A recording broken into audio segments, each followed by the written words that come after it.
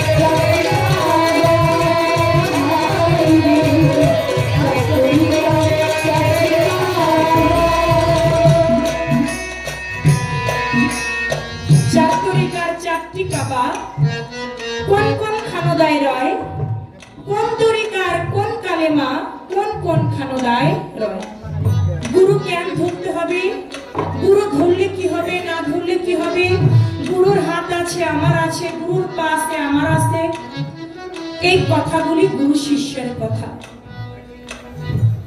এই কথাগুলি গুরু শিষ্যের কথা, কিন্তু গুরু ভক্তের পালার মধ্যে একটু উপর থেকে গান রাখতে হয়, একটু উপর থেকে কথাবার্তা বলতে হয়।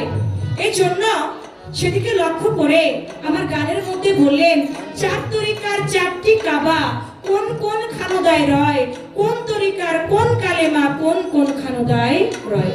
এখানে যারা আছে কেউ আছে চিস্তিয়া তরিকার মুরিদ, কেউ আছে কাদরিয়া তরিকার মুরিদ, কেউ আছে নকশবন্দিয়া, কেউ আছে মুজাদ্দিদিয়া। আমি এজন্য জানতে চাইলাম সমস্ত তরিকার লোকের জন্যই যেন আজকে গানটা ভালো লাগে হৃদয়ে। আপনি বলবেন দয়াল এই যে চার তরিকার চারটি কাবা, এই চার তরিকার চারটি কাবাটা কি, কোন তরিকার মধ্যে কোন কালেমা, কাদরিয়া তরিকার কালেমাটা কি, চিস্তিয়া তরিকার কালেমা কি, নকশবন্দিয়ার কালেমা কি, মুজাদ্দিদিয়ার কালেমাটা কি। গানের মধ্যে বললেন চার তরিকার রোজা নামাজ কালেমা আর হজ যাকাত, কোন তরিকার কেমন নামাজ, কোন তরিকার কোন বর্জক,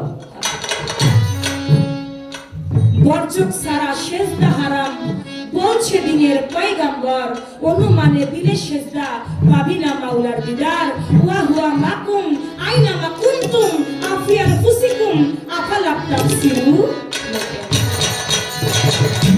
বরজক সারা সেজদা দিলে নাকি সেজদা হবে না।